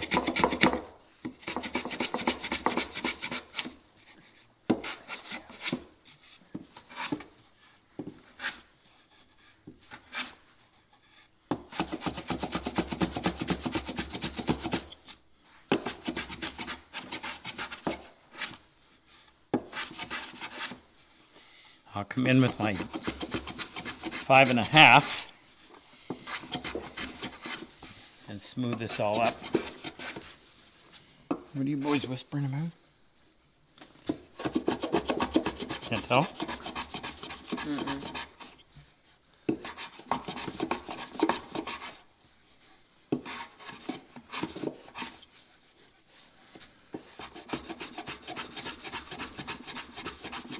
Luther would like to thank WestJet. Lost my luggage Again. I think they're just messing with you.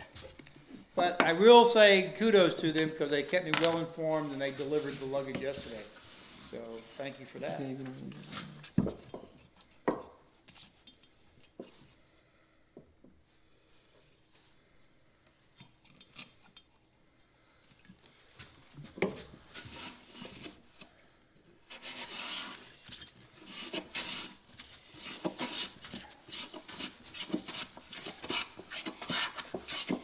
Nervous?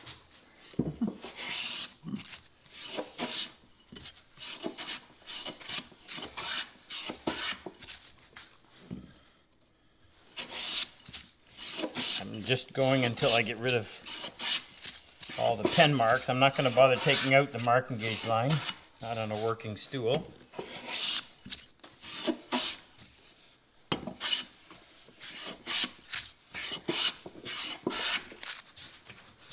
Maybe one more. I just reach over until I find where the edge of the blade was.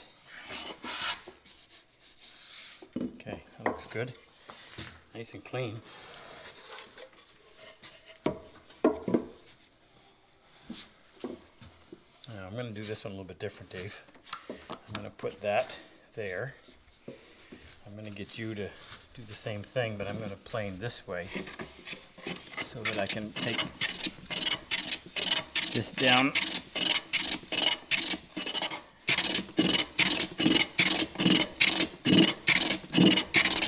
This is faster.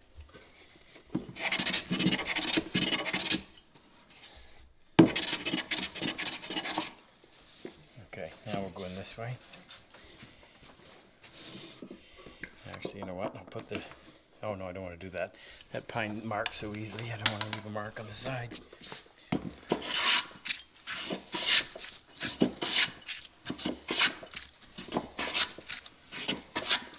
that a little heavy? Yeah. Back it off now. Not heavy enough.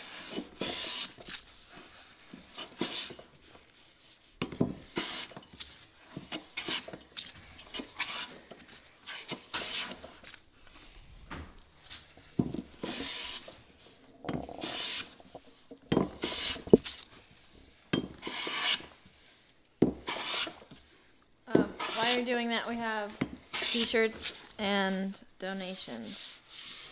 So, a Philip Gustafson Gustafson. donated, and Peter. Thank you, Philip. Yes, thank you.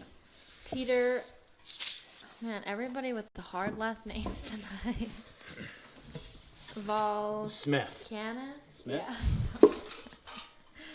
He donated, and then Nathan Mitchell bought a t-shirt. Thank you. Nathan. What was the one before that? Peter and Philip. Peter and Philip. Thank you, gentlemen. Appreciate your support. And so do they.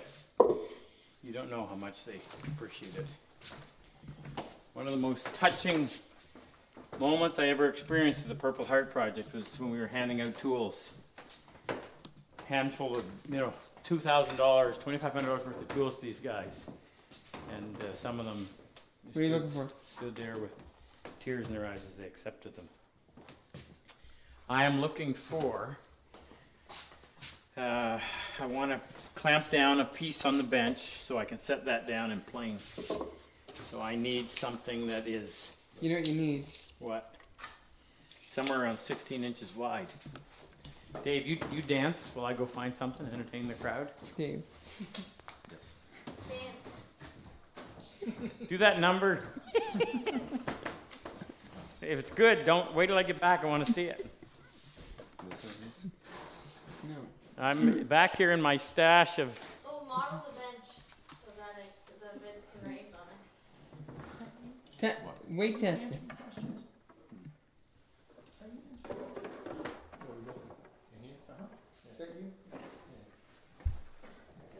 Weight test. Yeah, let's do a weight test on the stool.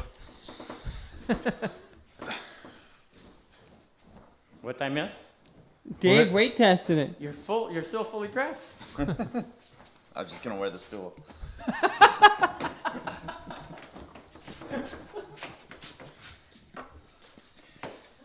Would you call that a stress test? He's gonna harm our rating. Okay, one here. Put one up there for me, please. So what I'm gonna do here, all this 1-inch MDF that Luther and I. No, right on the edge, right there. Used up all week. Now you're gonna have to go this way. You want to catch the edge right there. Yep.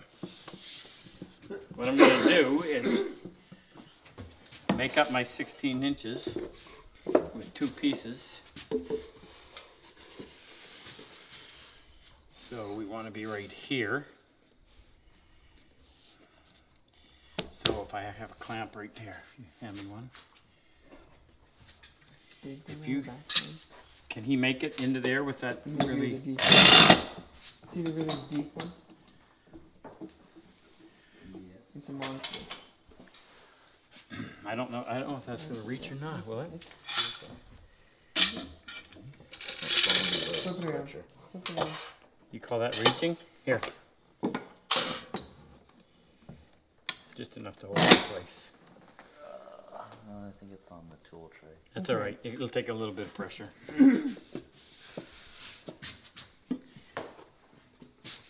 Okay, make sure we got our grain running the right way. Oh, that's a bit heavy to use on that. I'm going to go back to using the block plane. And open up the throat. What I mean by opening up the throat is you loosen the front knob.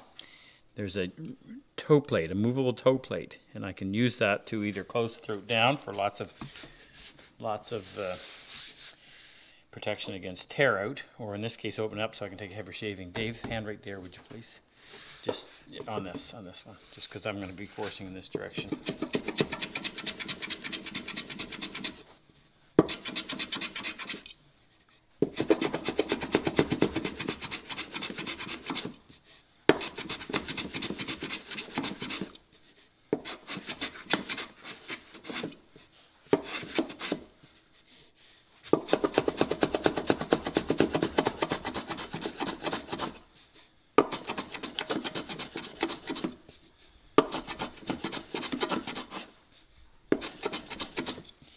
No more comments, questions? I wonder what would the weight limit be? The what? What would the weight limit be? On the stool. I'm sorry. On the stool. What would the What's weight the weight limit be? on the stool? Well, let's start with the lightest person, and then we'll just go up. Well, we got to let it dry. But, okay, let's answer that right now. Here's a piece of, well, that's only a two-tailer. Oh, that's not glued. Shoot. I was going to stand on it. Here's the sample one that we built. Made it really ugly with those outside pieces. And that doesn't give in the least. Now I'm 185, and I'm guessing, Dave, you're probably 187, 190. Soaking wet, maybe. Step on that.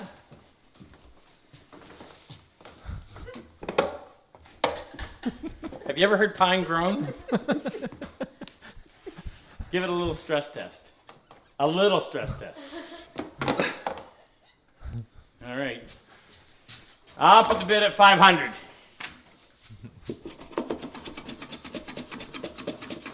I think that thing is plenty strong. Now the only issue that we had with it is the top piece. Nothing on the joints, but the fact that it just bends in the center. Sagged a little, yeah.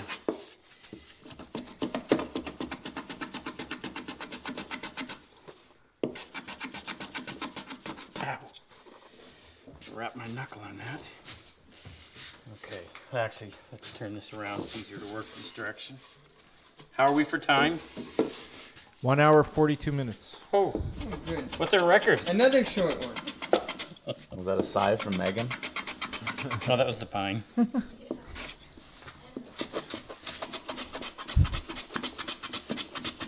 Luther, you're quiet. I'm answering questions over here. Oh, are you? Any good ones? I got a bunch of fellow South Carolinians, and we're talking about who's got the #1 football team Oh, I in thought the maybe you were nation talking right your own now. language. That would be Clemson University. Are they rising again over there? What? Rising? South? What? South? The South is rising?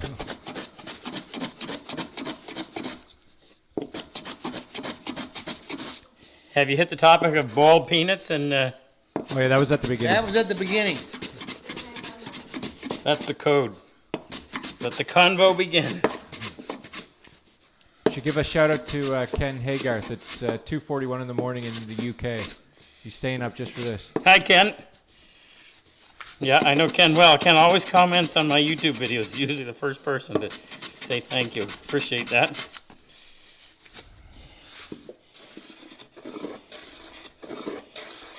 Now, I'm just cutting this chamfer to prevent tear out on this when we cut across. I need to plane in this direction. Okay. Now we'll go to work with the 5.5. Clean that up.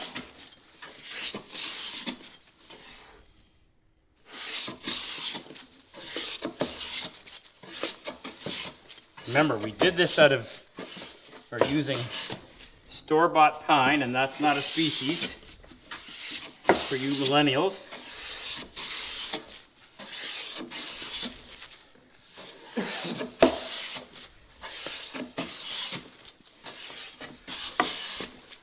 The idea was kind of thing that you could do with limited materials, limited tools, Limited resources. limited resources.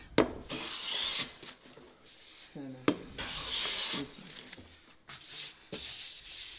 Now, maybe one more pass.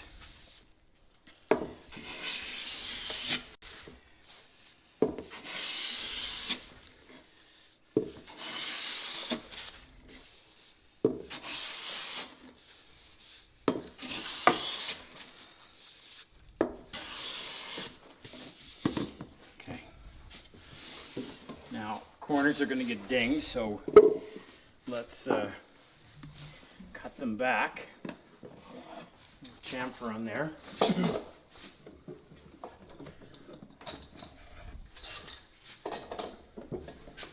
Thanks, Dave.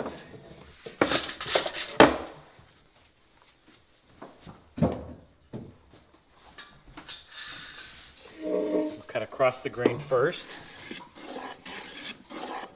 And I'm just looking to see when I think we have the appropriate amount. Let's see there.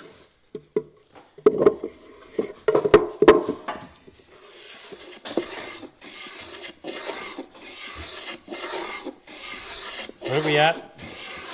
An hour 45. How much? An hour 45. No.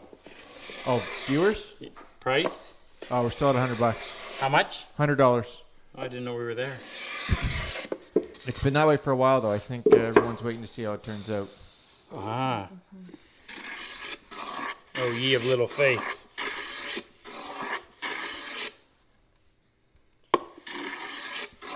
So when I do this, I've got my chamfer here, and I'm just going to carry it until that width is the same, or appears to be the same.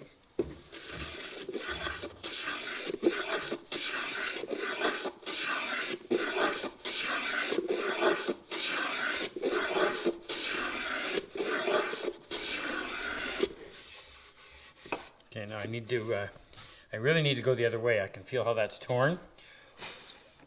But going the other way is going to be a little awkward to hold, so what I'll do instead is just close that throat down. Too tight. Open it up just a hair. This should prevent the fibers from tearing. Jake, do you have an idea of what this would cost to send to Colorado? Should be asking that to Megan.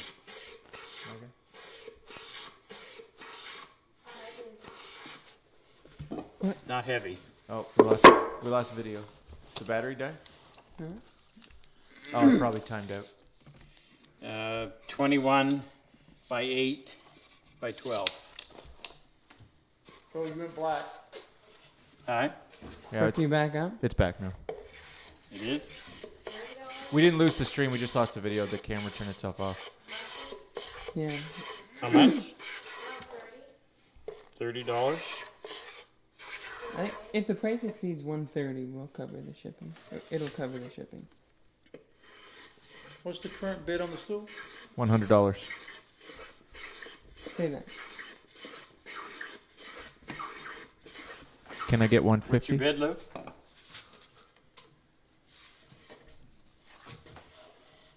He's ignoring me. 3 pounds of grits.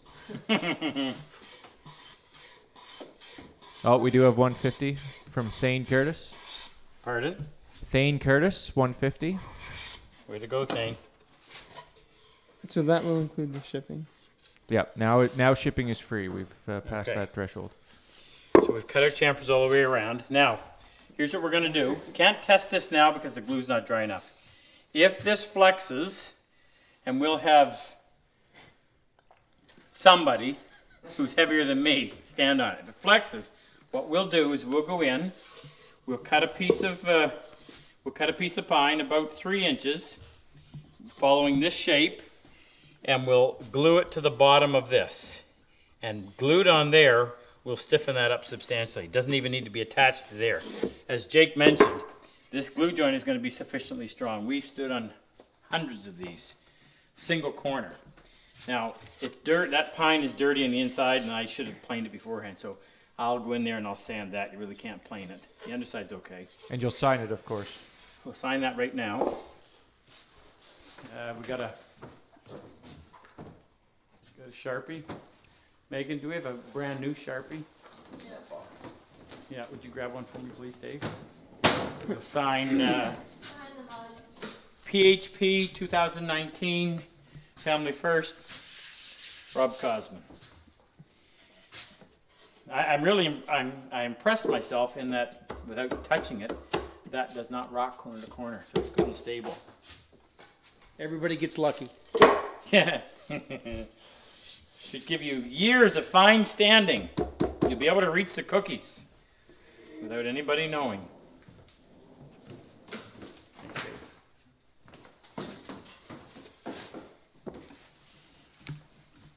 PHP 2019er.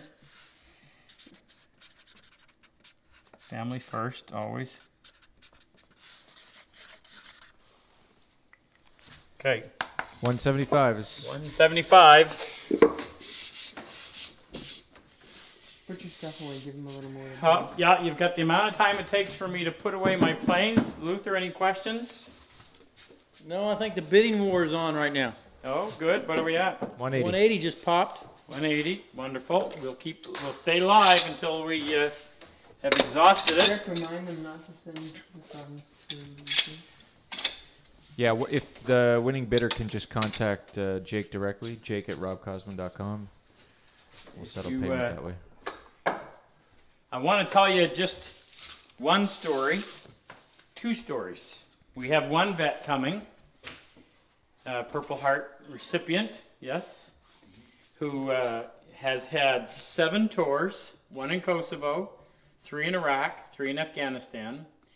His job description was an EOD, Explosive Ordnance Disposal. That meant he went out looking for bombs before the bombs found his fellow comrades.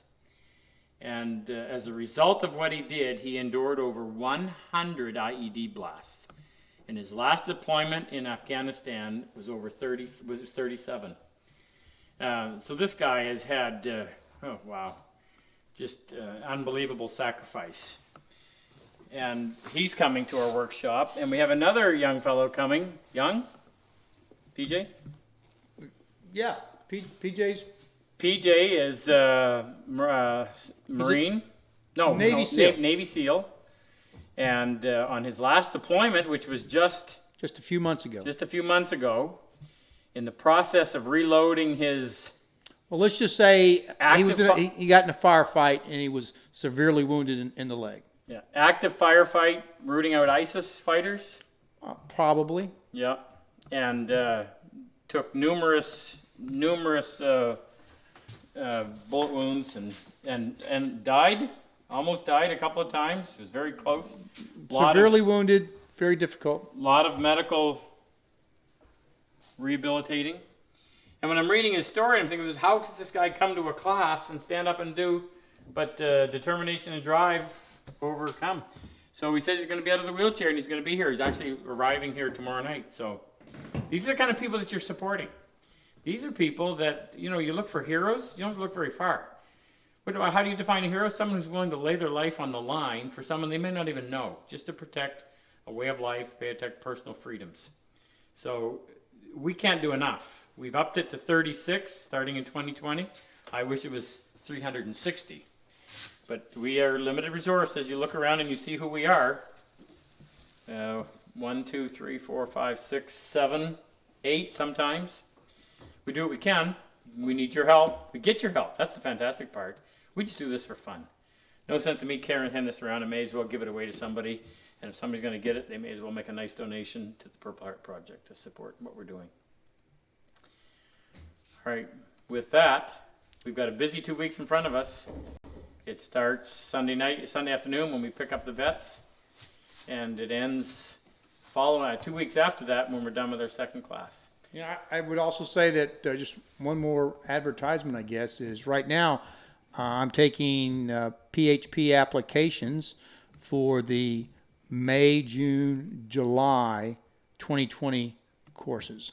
So training hand courses. So we'll combine all the applications we get through December 15th. We'll go for one of those 3 classes, and then starting on December 16th will be for applications will go to the August, September, October 2020 classes. That David over there is managing. So we're going to see who sends out the best spreadsheets. I know where my money No is. challenge. Zero challenge. Now, we'll also mention copy and paste. It's called plagiarize. Why rewrite it? We're also dropping our class down from 14 back to 12. We're just a little tight out there. So it's going to be a little bit smaller class, a little more attention. The student-teacher ratio is fantastic because we'll have, on this week, we've got Jake and I, and Luther and Dave, and Paul, Lieutenant Commander Paul, and then the next week we have these 4, plus we have Bob Abbott, and Bob is a returning combat wounded vet from our class about a year ago, and Bob is very competent. Bob had probably the first one to do his dovetails in the class, and they were excellent. So we got a great lineup. That's almost a 2-to-1 ratio. Okay, where are we? We gotta shut this down. $315 by Alan K. $315 by Alan K. There's a slight delay on here, is there? Yeah, it's about 10 seconds. About 10 seconds. So I'm going to start the countdown. 315 going once. 315 going twice. That should give people the 10 seconds they require. Anything coming in? 315 sold. Alan, where's Alan? Don't know. Alan K. Congratulations. All right, Alan. Congratulations, you just grew 8 inches. If Alan would just submit a donation for that amount. Yeah, Oh, never Alan. mind, he can't. No. No. You have to send him an invoice. Yeah. Email Jake. What's the email address? He already told me. Jake at Okay. All right, so he's got RobCosman.com. it. Yeah, and we'll take care of it. Okay, folks, I can't tell you when our next one's going to be. We're going to try to squeeze one in, possibly, with the vets. Maybe it might be just a chance for you guys to look around and actually watch what occurs in the class. It might be short. Luther's. you want to focus on that? Give us that. What? What you talking about, Willis? We're going to try to do that. I think it'll be fun for you to get the chance to poke your head in and see what's going on. Ahmed will be here in 2 weeks. He's excited. Ahmed will be here. Ahmed. Oh, it's Alan Colts. Oh, I know who Oh, that I have to, a quick shout out. Ahmed is donating is. Hi, Alan. a mallet that he makes to each of the vets. Every student. Every student, Yeah. In his class, vet every and student. civilian alike. Yeah. Wow. For his class? Awesome. Lucky guy. Yeah. Beautiful mallets. You won't want to hit them, but they are gorgeous. Anything else? It's Alan Colts from New York. He was in class. Yeah. Yeah, he was Cincinnati, he says. 3 years, Oh, he moved. 2 or 3 years ago. Tall, remember the tall guy? Yeah. Tall yeah. guy. His dovetails would be Lots should of be as hair good on as top. These are better. Tall guy, lots of hair on top. Tall guy, lots of hair on top. Lots of hair. I mean, well, maybe not that much hair. Lots of hair? Lots of hair. Dave has lots of hair compared to Alan. Okay. All right. Is that it? That's it. Special thanks to everybody behind the camera on that side. I just am the one that has to do all the talking and demonstrating, but these guys make it work. Megan's over there Instagramming. She's probably reading her Facebook. Oh, she's paying attention. Megan will cut the next row of dovetails for us. Okay, folks, have a nice weekend. Thank you for your support.